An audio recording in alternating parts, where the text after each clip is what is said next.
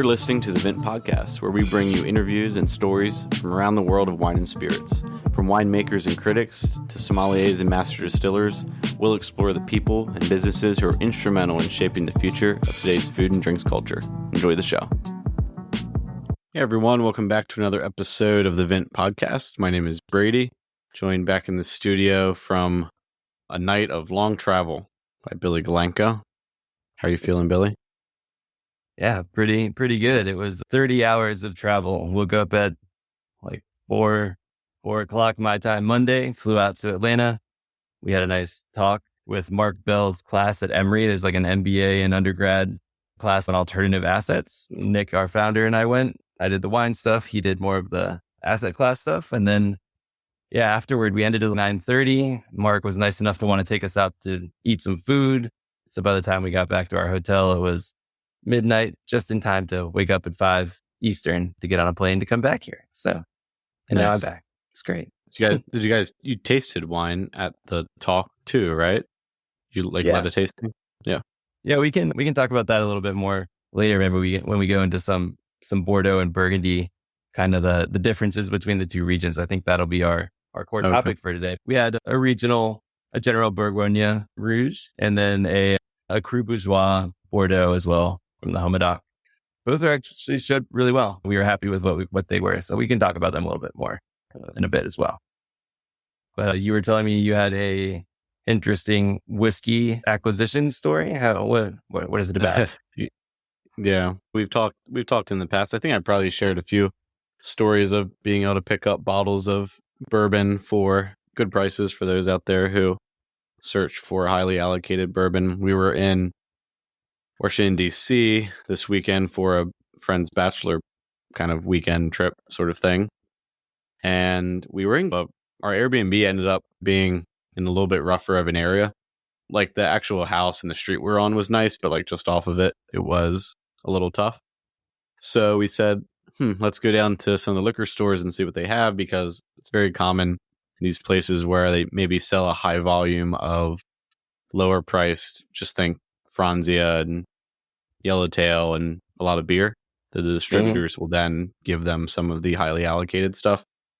And so common to see like at a pretty rundown liquor store, really high value secondary bottles of bourbon.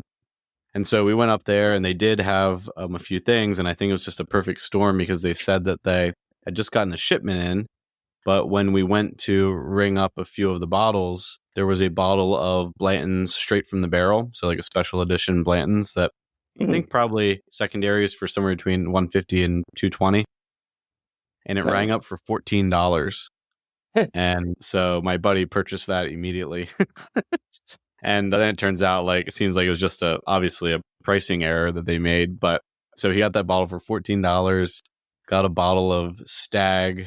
It used to be called Stag Junior for $50, where secondary is $400. We got Weller Special Reserve and E.H. Taylor for MSRP as well, which are typically double MSRP on secondary. Yeah, so we ended up getting like $850 worth of bourbon for $110, maybe $120, something like that. So are you guys going to try to flip it, or are you just going to keep it and make it more palatable to drink? So most of it, actually, all of what I ended up with would be second and third bottles for me of like stuff I already have, but the price was just so good. So whenever I get a situation like that, I'll feel around and see if there's anyone that has something to trade. So I was just actually, before we got on, texting someone to trade a couple of the bottles, but he's being super conservative in his valuations of what I have. So it's not going well. Might find someone to trade with. That's a pretty crazy find. Literally once every 10-year haul for bourbon hunters. Yeah, pretty rare. Yeah. Are those finds, are those considered taters, or are they not? It's not that cool. Yeah. So the Weller Special Reserve that we got is definitely a tater. The Blanton's is definitely a tater. Yeah, those two would be. The Stag would not be necessarily, I don't think, wouldn't call it a tater. It's definitely something that everyone wants, but it's so scarcely allocated that, yeah, I wouldn't necessarily call it that. And the Blanton's straight from the barrel, I've never seen that bottle. I've seen all the other bottles that we got in physical in person. I've never seen that Blanton's bottle. So that was really interesting to see. But yeah. Nice. Cool. Well, it's always exciting. Yeah. You can find something like that. Yeah. We were down, we locally. came through Virginia to go in. So we stopped in a couple of the ABC stores because the one that we happened to stop into was a more specialty shop. I don't know if you remember when you were in Virginia, Yeah. but some of them have run of the mill and others have sort of like curated, maybe more things. And they had Right. so much whiskey, both Scotch and bourbon, and some Really? Canadian whiskey at this one. And so I picked up a bottle of Oban 14, which I'd really like their entry level Little Bay Scotch. You're really on the Oban train, huh? I am, yeah. And I picked up a bottle of Distillers Edition, like the 2022 Distillers Edition Oban. And we drank them with some cigars that weekend. So it was great. Yeah. Nice. That sounds like quite the memorable bachelor party, and like in a good way, a little different. And yeah, It was solid. Yeah. We probably had a dozen scotches and bourbons there. So that was fun. it's always nice when you get to taste through. I think the only whiskey. Oh yeah, I had a Whistle Pig 10-year this weekend. Oh, nice. Never It was a had bard. Whistle Pig. Yeah, I hadn't either. And then we talked so much about it, and we had the Boss Hog on our collections, and we always Mhm. talk about how we like rye. So now every time I've seen it, I had an older bottling of theirs. It might have been like an entry level Boss Hog when I was in Texas in the summertime. And then this one, there's like a bar down the road, and I think you would get along with it really well. They had really good deals on all of the B-Tax stuff. And like a lot of the American whiskeys were just very affordable by the glass. So this was like 18 for a really strong pour, but they had a lot of the like B-Tax stuff, not like the top tier, but trying to think of what. But it was affordable. It was like between $8 to $12 a glass for some of the things that you would actually expect to pay a lot more. Yeah. I also had my first Irish whiskey. I hadn't had an Irish whiskey before. And I picked up Redbreast 12, which is supposed to be, I think, like reference point for like consumer level Irish whiskey. Don't know if you have Yeah. opinions about that, but it was pretty like mellow and sweet and underwhelming for me, but definitely unique compared to all the other whiskeys in my collection. So like glad to have it, but was underwhelming where I thought it would be at. But I'll have to come back to it. It was the first pour out of the bottle. Yeah. Yeah, you have to let me know more what you think. I've had a few Irish whiskeys over the years, and this not the stereotype, but the commonly held thing, and now they're transitioning more, are that Irish whiskeys are always triple distilled, whereas like Scotch is only double distilled. That's transitioning. There are some Scotches now that are triple distilled, and Irish whiskeys being made in different models, but that is a tradition. So maybe that's what you're tasting. I actually haven't had the Redbreast 12, although they are a sponsor on a podcast I listen to a lot. And not this podcast, but they could be if they're listening. Yeah. I'm sure they're listening. Redbreast, send us an email. Yeah. Yeah, so now I've rounded out my whiskey shelf, which is cool. After we talked with our friends from Found North and acquired some of that, now I have Canadian whiskey, bourbon, American whiskey generally, Japanese, Scotch, and now Irish whiskey all represented in at least one bottle on the shelf. So that's cool. And I want to keep exploring and definitely want to dig deeper into both Japanese and Scotch. Although I've got a fair number of Scotches now, but Japanese especially is where I want to, pick up a few more things. Yeah. I think Scotch is a rabbit hole you can go down forever. So I think Japanese, you can dive in and get a good sense of the top distilleries styles and their unique takes on things without getting too many bottles. You know what I'm saying? Like you don't need to get the hundreds of distilleries. You can get a sense with 5 or 10. So yeah, I think I'm going to go like narrow and deep in Scotch, narrow and deep in Japanese, whereas like with bourbon, I'm like deep and wide. I feel like. And with rye, American rye too. I have a ton across a bunch of producers. Nice. Yesterday, Nick might have gotten an intro for an Irish distillery podcast interview. So maybe we'll have more on that as well in the future. Yeah. Anything this weekend? Yeah. We besides that, what was I going to say? Yeah, besides wow, why am I blinking? The Whistle Pig. I had a few interesting wines. So let's see. Let me rattle them off. Wow. Now I'm blanking on them. We'll just hit on the highlights. This is going to be great podcasting. But the main one was I found a Tasmanian Chardonnay from a small producer that I had actually visited while I was there that you don't really see very often. It was poured by the glass at this wine bar. It's called Holm Oak, HOLM Oak. And that was pretty cool. It's like a female run winery. Like I think it's the winemaker and owner. And it was cool because I went to their cellar door and it just was like one of those cellar doors where it feels like just like a small house with a little counter in the middle. And it was very like low key casual and like communal. And the owner was like pouring the wine and it felt so casual. And it's just pretty cool to see something that was like that much of an intimate experience where you got to meet all these people. And it seemed like I went off the beaten path in Tasmania, which is already off the beaten path. And then just to see it by the glass, I was so excited. I got a couple of glasses of that at a wine bar.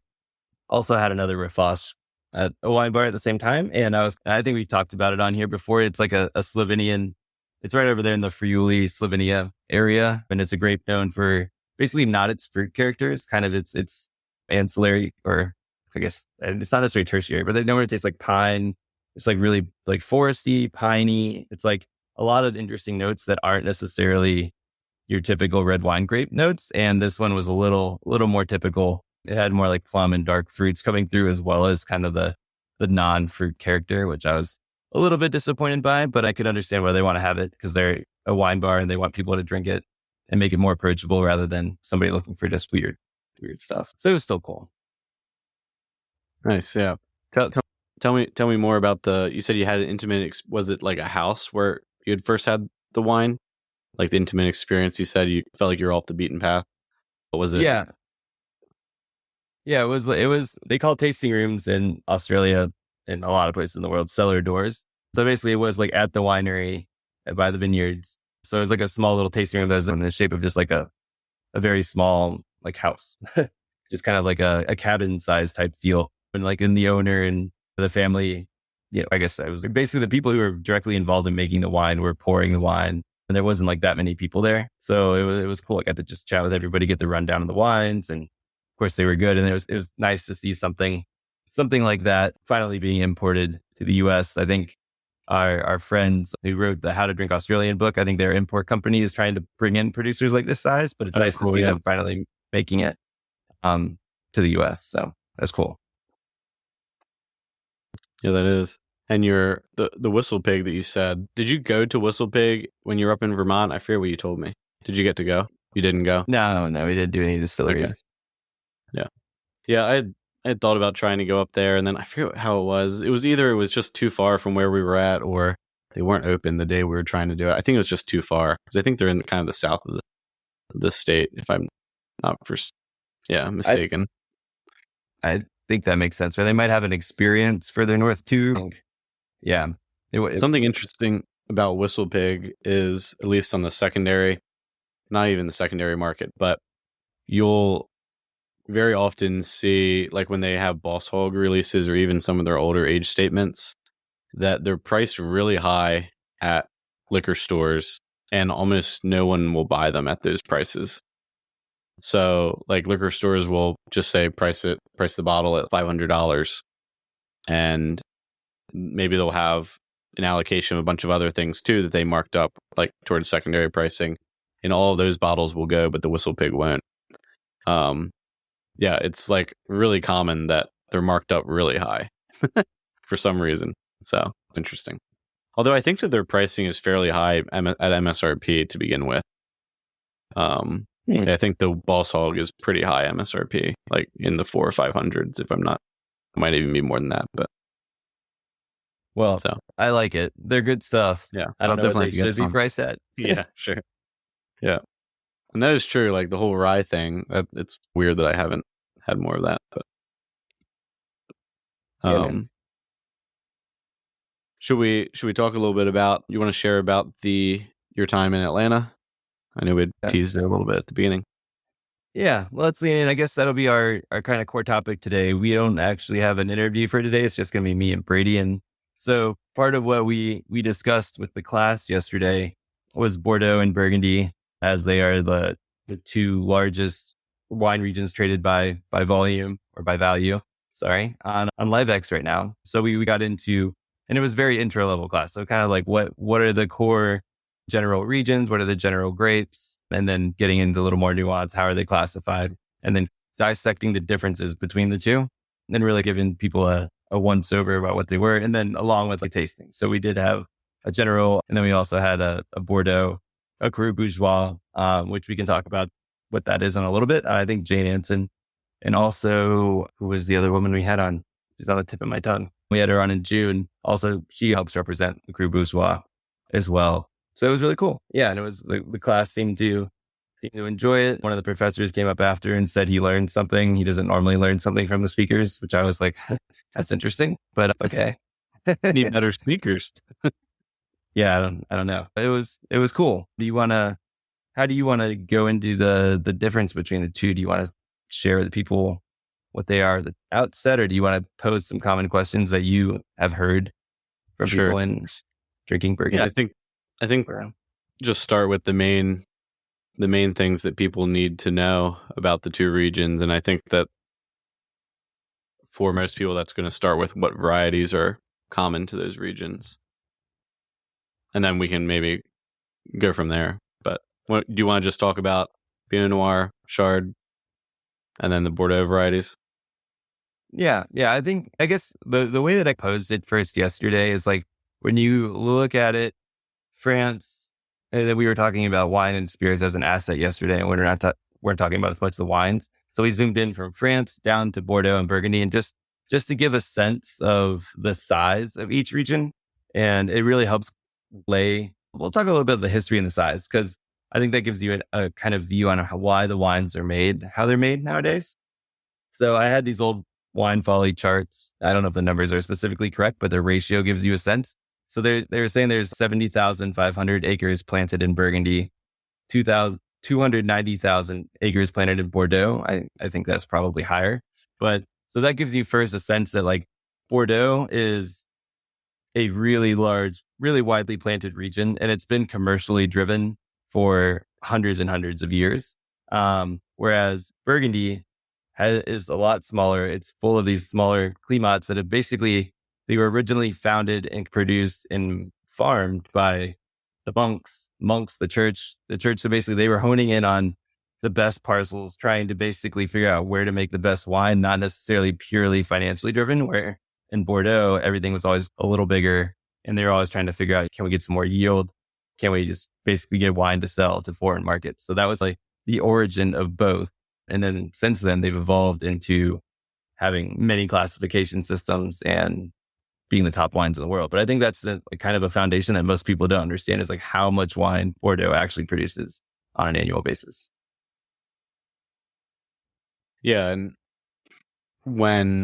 And people just making the association between, like I mentioned, the different varieties that are common to those regions, because the way that the industries have developed there is very different than over here in terms of how products are marketed and such, right? Like we always talk about varietals, like it says Cabernet Sauvignon on the label, versus that's not the case when you're drinking wines from France, actually across France, right?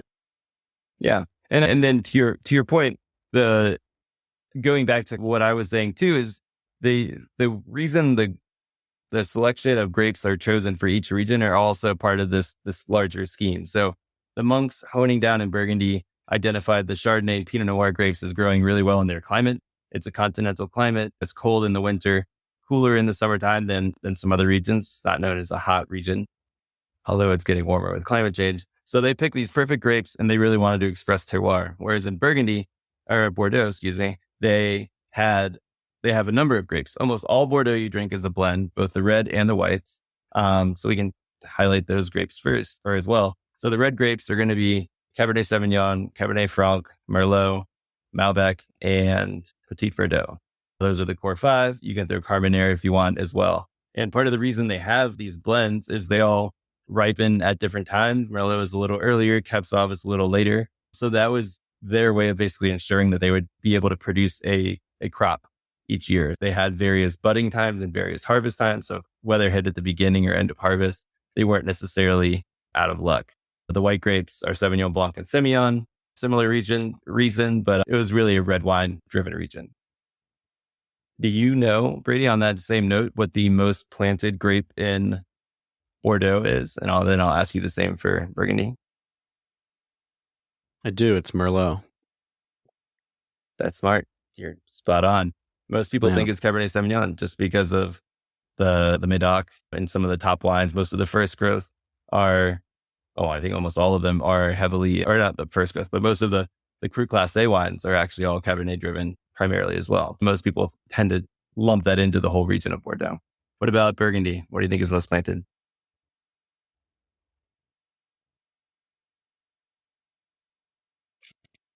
Goodness.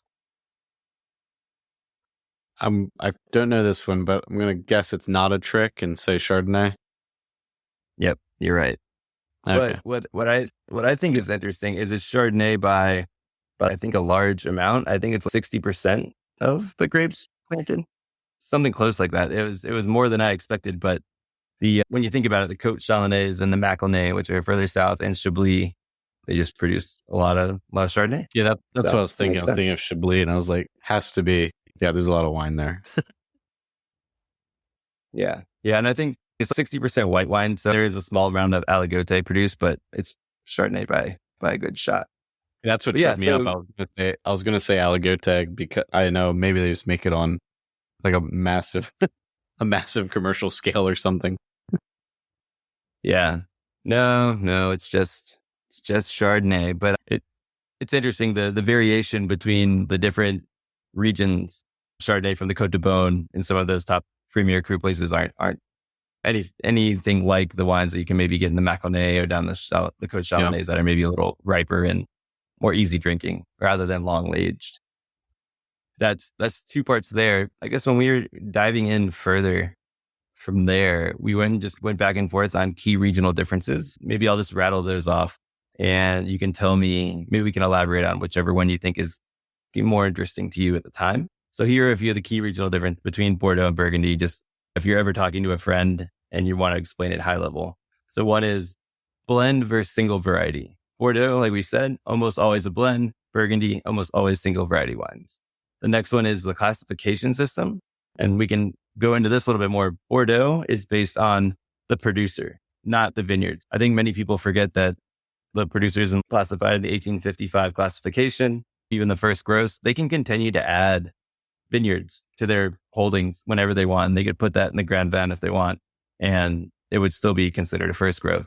Whereas the top wines in Burgundy are just classified specifically based on the vineyards and the parcel that it's on. It doesn't matter who's making it. It'll still be a Grand Cru. I'm trying to think of one, like a Limousin. It would be a Musigny. So that would be that. And then I'll quickly rattle off the rest. The key types of business. Bordeaux has their producers, the chateau, and then they have what they call negociants or brokers who help them sell the wine. The key businesses in Burgundy are the producers, the domains themselves, the farmers, the people who actually farm and produce the wine.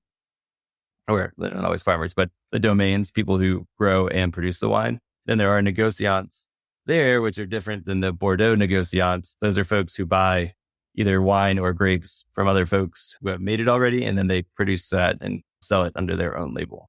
Then the other key difference is land holdings. Bordeaux tends to have, the average farmer has at least 2 to 3 times the size of the average holdings of Burgundy farmers. This is true. There are some small farmers, especially on the right bank and in different areas of Bordeaux, but they tend to, for the most part, have much larger holdings. Part of this, as we discussed actually yesterday, are down to the Napoleonic Code issues. And I don't know if you're familiar with that, but basically after the revolution, and then when Napoleon came to power, he basically enforced the idea that your land had to be evenly divided between your children when you die. That was heavily enforced in Burgundy because it's all family-owned small farms. Bordeaux was able to get away with it a little bit more and keep their large parcels because there's very commercially driven, and a lot of the companies were actually held by commercial entities, even if those were family run. So I thought that was interesting. And that has led today to the top, and then also the classification system has led today to the top producers in Bordeaux, like First Gross their Grand Van will be maybe 10 to 20,000 cases each, whereas some of the top wines, say like from the Grand Cru Romani Conti, will only be like 500 cases, where some of these Grand Crus will be very small produced. So the top wines in Bordeaux are produced in much larger volume than the top wines in Burgundy, as a rule of hand, or hand of whatever that saying is, rule of thumb. Yeah. I what you just mentioned about the case production really blew my mind. I didn't realize how much wine, for instance, Petrus made, which My numbers were for the first gross produce. yeah. Petrus and Le Pad are a little bit of anomalies for Bordeaux. They're on the right bank, Okay. too, not left bank. I can't remember how many Petrus produces, but I think that's closer to the 5,000 mark. I know Le Pen is very small, but like any of the first gross, I think the smallest one is 10K, and it goes all the way up. Most are 10 to 15, and it goes up to close to 20 as well. On the prices, I think it's an interesting way to think about. Well, I'll talk about from an investor perspective and then from the consumers. From an investor perspective, comparing the two regions on the producer level is really interesting. Thinking about production volume and like price per bottle on secondary markets. You might see something like Petrus and be like, oh, $3,500 to $5,500 a bottle. And then Romani Conti, for instance, can run 25 to 35,000 a bottle. But it's like a companies, you really should be comparing market cap versus share price, right? Think of bottles issued as price per share of a company. If you have more shares issued, the price of the stock is going to be lower. So I think it's interesting to compare those two heavy hitters in the regions with their actual issued asset. Yeah. But that said, I would use almost any other producer as an example for Bordeaux, because like Petrus and Le Pen are actually like single vineyard wines. So they're as close to Burgundy as you're going to get in Bordeaux. Yeah. And then Petrus, sure. Yeah, Petrus has this like special clay on this hill that they still make so much of it.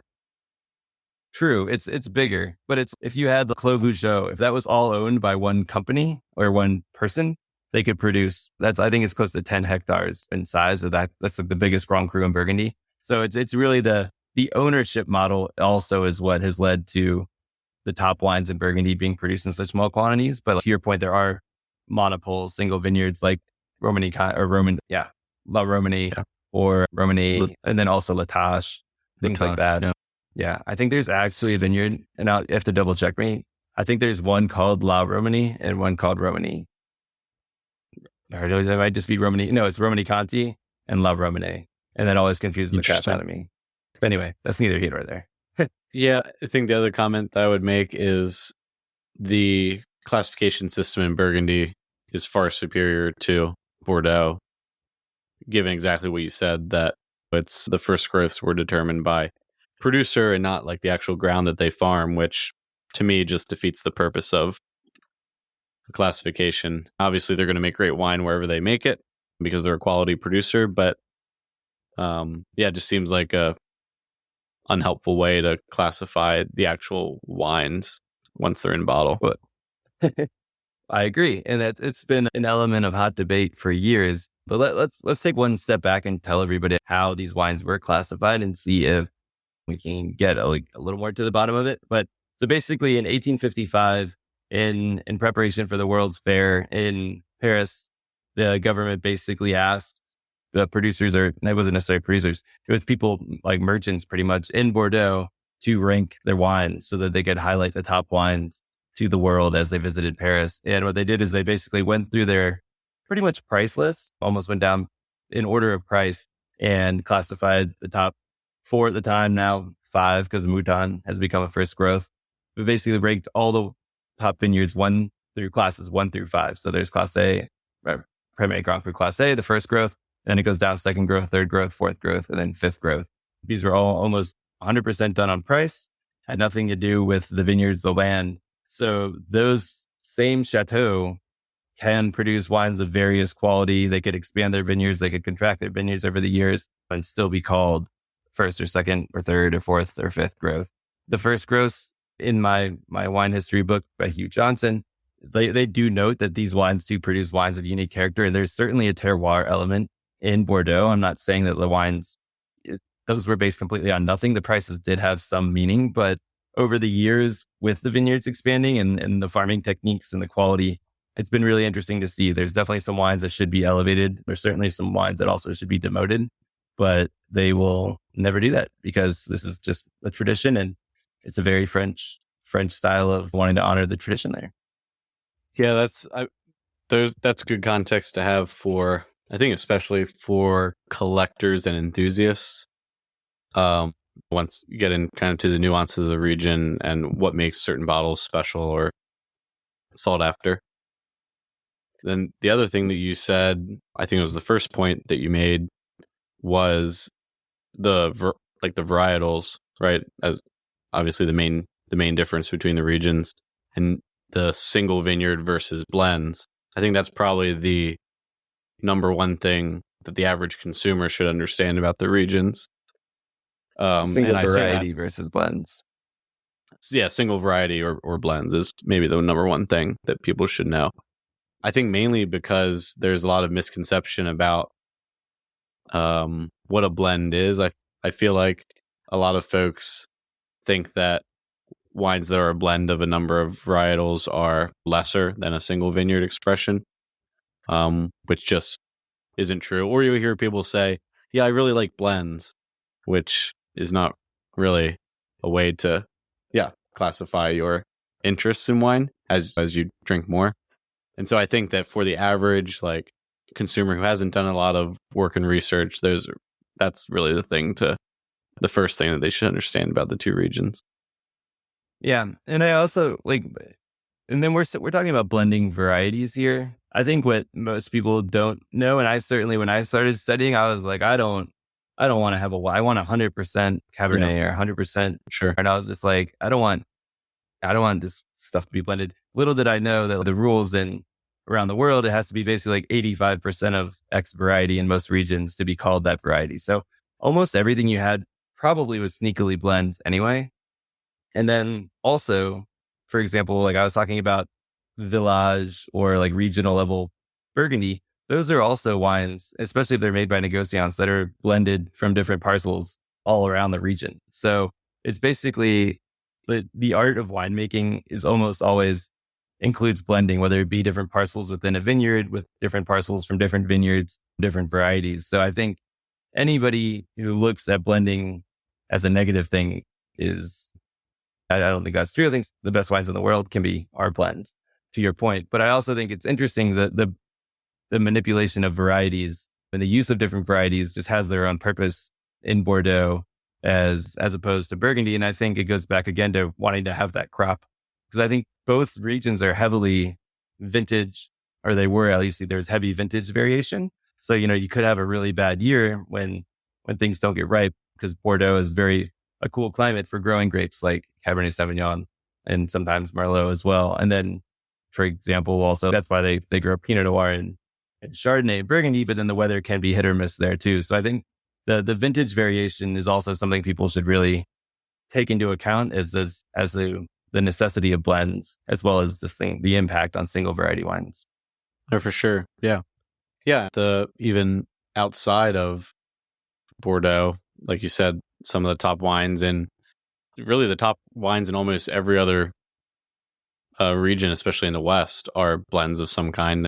Just thinking here in the US, our friends at Ridge, their Montebello is 5 varieties, I think. 4 or 5 varieties. Oh, yeah, that's modeled after Bordeaux. Yeah. So it rises to the top. Yeah, there's some obviously Screaming Eagles single variety. If you're going to trying to think of something else that's a great example, maybe some Hermitage could be 100% Syrah. Cornas is 100% Syrah. Champagne's a blend.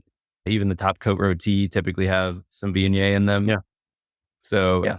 But I will say, I would like to go back to the idea of vintages now. I think I was trying to mix it in an interesting way, or in a crappy way, because it didn't work. But it is interesting to see how important buying for a vintage is, and how one vintage could be more expressive than others. But I'd like to get your thoughts, because I think we've discussed it a fair bit on the podcast, about what you think the future of the meaning of vintage variation is going to be. Because I think what used to be a good vintage in Bordeaux was the year that everything got ripe enough. Same thing in Burgundy, but now you're getting years where everything's getting almost too ripe. I still am of the opinion that I think the best vintages now are going to be these moderate vintages rather than the warm ones, or maybe even in the future might be the cold ones because they're going to be the least common and maybe they'll be more sought after. Yeah, just trying to think back and pull from our different producer conversations that we've had, and it seems that there are a couple of different factors that rise to the top when trying to answer a question like that. One is technology has progressed so much just in the last 20 years in terms of being able to be extremely accurate with how you blend a wine, when you pick, all of these kinds of things that make it much more tenable to make an excellent wine in kind of a quote unquote off vintage, right? And so I think that producers are becoming smarter in terms of being able to adapt quicker on the fly when they see that they're having an issue maybe that would have really ruined their yield in the past or drastically reduced the quality. I think that they can work around that a little bit more. I think you're right, probably, that there'll be regions where yields change because it got cooler, and there'll be other regions where the quality will be affected because it was hard to keep early ripening under control. But I think that technology helps with both of those situations in certain ways. And I think the hierarchy will start to go more towards quality producers will continue producing quality wines, and vintage variation will still matter, but I think matter more as you get down the producer stack, if that makes sense. Yeah, it does. And that's what everybody tends to say, even these days, is like when you really want to see a first growth in Bordeaux shine, look at a bad, quote unquote, bad vintage or an off vintage and just see how much better those wines are than run of the mill Bordeaux. And that again shows the resilience of the land itself, but also the quality of the winemaking. And the same goes for the Grand Cru in Burgundy. In a really cold year, the cold air rolls by, and a wet year, the water rolls through the vineyards, because the best plots in Burgundy tend to be these mid-slope vineyards. So I think that makes a lot of sense. I think you're spot on there. I think the style can also just change a little bit. It's okay if some of these producers, like if the style, just saying Bordeaux, becomes a little bit riper. I think that's okay. I think what's important is producing the best wine that you can wherever you're at in the world, and whatever particular vintage it is, right? I think that it would probably actually do a disservice to the consumer and to the wine world in general if we expect producers to cling to a style maybe that they produced 50 years ago or even 30 years ago. If we expect them to stay with that exact style over the next 30 years, I think it's actually interesting to see the producer adapt and execute other styles in a high level way, because obviously you can create an incredible wine whether it ripened earlier or later. True. But I still think from everybody we talked to, they want to have their distinctive house style. Bordeaux wants to produce wine that tastes like Bordeaux. So I think two things. One, they're going to be allowing the new grapes in Bordeaux, including some like Portuguese varieties that ripen later. So in theory, they would still be able to create the same style wine that they're producing now, but it just might include different grapes, which, I mean, it's super radical for them to want to include new grapes. So sure, I think that's one route. And then the other route's your route, like you were saying too. But I think what eventually it's going to do for collectors is there's going to be some sort of window that's generally agreed upon as a cutoff, where it's like the wines after this period are different than the wines before. And it might be the style of the wine, or it might be just the components that are in there. But I think that's going to be an interesting element for collectors, because I think there's going to be a pretty interesting delineation of a 5 or 10 year period of a before and after. And it'll be interesting to see how that impacts, investment wines in general. Yeah. And eventually it won't be, you said, the like classic Bordeaux style. 50 years from now, maybe we'll talk about identify 3 or 4 different kind of classic Bordeaux styles, quote unquote. And like you said, make those time delineations, whereas it won't be always looking back, oh, what was it supposed to be? It's supposed to be whatever the climate is there at that time. Like that's what it's supposed to be. Yeah. I think is maybe a little bit more progressive way to think about how the producers adapt. I think that's interesting. I think now if we want to pivot over to Burgundy and talk about the same topic. So for those who don't know, the way Burgundy is classified is general Burgundy. They have to be wines. The grapes have to come from within the bounds of Burgundy. Village is the next level down. It can be the level of anything from that general village. The next level up is Premier Cru, which comes from a certain Premier Cru vineyard. And then the next level up after that is a Grand Cru, which has to come from a Grand Cru vineyard. So for those, what I think is going to be interesting as climate change goes on. Actually, one of the wines we had yesterday was from a negociant who came back to Burgundy. He's producing what's considered quality wines now from both his own grapes and others, but he's really big on the Haute Côte de Nuit, Haute Côte de Nuit, Haute Côte de Beaune, those the top of the hill. So for Burgundy, that can't introduce different grapes and everything's land-based, I think the cool shift is going to be, what are the new Premier Cru vineyards? Does anything ever get upgraded to Grand Cru? Do things get downgraded? I think that would be really interesting to see over time, because Burgundy is a little bit more flexible that way, where they do upgrade vineyards from time to time. We might be seeing a whole new swath of vineyards become available because the land's tenable now. I think that's going to be really interesting to see. Yeah. Yeah. And I wonder if a lot of like village wines become like increase in value and just general positive perception as maybe the climate warms a little bit there and those wines get a little bit riper. I think like some ripening with a village level wine, maybe that doesn't have quite the finish or the robustness, or maybe some of those tertiary notes that you get as you go up in classification. I wonder if some of the ripening there actually assists in helping to develop a little bit more interesting wine at that level. Just with I don't know, added ripeness and fruitiness maybe there. Yeah, the stereotype tends to be like the Premier Cru. So if you think of Burgundy, everything is planted. You picture like a table, and then it just slightly goes down and to the right. So basically, there's a table, and there's like, you can picture a ramp. It's like a long series of hills coming down from the what's it called, the something massif. But anyway, so basically the Massif like a Central, skateboard ramp. Yeah, but it's called like the Massif Central, and then it goes down. So if you picture that, the middle of that slope are the Grand Crus typically. Up and below are typically the Premier Cru. So they're at the top, but they're not the coldest, and they're not the bottom. They're still getting this flow. But then the village tend to be closer to the bottom of the hill, and then the regional tend to be like on the flatlands. So to your point, I don't know if the village as itself is going to be necessarily getting the upgrade, but I think from where they will be taking the fruit, maybe it will be better, because the bottom of the hill is also where the cool air tends to pool. Maybe there won't be as much cool air to pool. So I do think it's just going to change the game. The wine we had yesterday was a Pinot Noir. Everybody agreed. There was a few wine drinkers in the class, and the professors agreed that it was a nice expression of our Bourgogne Rouge. There was a $25 bottle, and it was literally, I had actually never seen this before. It had fruit from every like major like kind of sub-region in Burgundy. It actually had Pinot Noir from the Côte de Nuit, Côte de Beaune, Chardonnay, Maconnais, and even Beaujolais. I was like, wow, this guy literally pulled grapes from everything that he could, all Pinot Noir.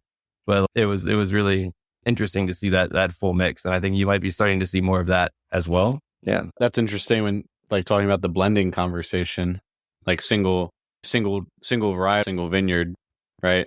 Mm-hmm. There's just as much blending going on in that wine as there are in blending the different varietals in a Bordeaux wine. Yeah, that's what I was trying to get at. It's like basically this guy literally picked Pinot Noir from different areas because of its structure in different areas. Maybe it's a little warmer further south, more lean in certain spots. So I thought that was really neat. So you might see more of that mixing in some of maybe this Haute Côte de Beaune stuff at the top of the hill. Maybe it's now starting to get ripe enough that has an acid character where things are getting too ripe at the bottom. You blend the two, you basically get what you were going for in the first place. So maybe there'll be more planted vineyards, or I don't know. It'll be interesting to see how they manage that and all the yield and the work in the vineyard. There's going to be so many different variables, but I think it'll be fascinating to see how it works out. Did you have any comments yesterday after the tasting of? I don't usually drink wine, but this was really interesting and made me appreciate the wines we had more. Or did you have any of those conversations? Yeah, we had First, they did the raise of hand to see who liked which wine better. And I think it was closer to 2/3 liking the Bordeaux, which was like a 2018, fairly tannic, really classic kind of style Bordeaux. So that was interesting to me. But then, yeah, after class, and a number of people came up. The business people went to go ask Nick questions. And then some of the same ones came to ask me wine questions. Other ones were just asking me wine questions. But one guy was like, yeah, my parents, I travel with my family a lot. I've traveled before and we've gone to all these wine regions, but I've never really taken the time to learn about it. And he asked me where I would recommend to start. And there are other folks who were partway on their journey and wanted just to know more how to identify up and coming regions or what I thought certain wines may evolve like this conversation over time. It was really interesting. And I thought the participation was pretty good yesterday. So the professor said it was great. And I was like, oh, that's good to hear. Yeah. So it was interesting, but it's always fun to take a step back because I always talk about it, how I get into the weeds really quickly. It was a good exercise in trying to explain things to people who are just starting to learn their wine journey and explain it in a manner that doesn't sound boring and dull and makes you want to learn more. That was a fun exercise. Yeah, that's cool. That's awesome. Yeah, glad you guys got to do that. Hopefully we get to do more of those. And if you're listening and have a student group or any other kind of group and would like to hear from us, happy to put something together. Yeah. Don't know if I will fly so early in the morning and fly out again so early to get there. But so there was, I hope everybody found what we just went over interesting. It was more high level. I just wanted to talk on some topics roughly that I think that people may be interested in learning about the regions. But we have a number of great interviews coming up scheduled in late November and early December. So get excited. There's a bunch of folks, some including people from like one of my favorite wine TV shows. Hopefully a wine education website publication that everybody knows, one of my favorite wine books. So we have a bunch of really good interviews. I'm pretty pumped for the last half of this year, the last 2 months of this year. Yeah. And feel free to reach out with any sort of suggestions, recommendations, producers you'd think that we should chat with. Yeah, always happy to take those. And excited for the end of this year, but also have a lot in store for 2024. Now that we're past 100 episodes, we can really hit our stride. Yeah, we can really let it rip. Yeah. Watch out, everyone. We're going to go wild next year. Yeah. I think that's all for me for this episode. Brady, do you have anything you want to add before we head out? I always get to do the closing. Nope. That's it. It's all good. All right. We'll see everybody with another episode next week, and cheers.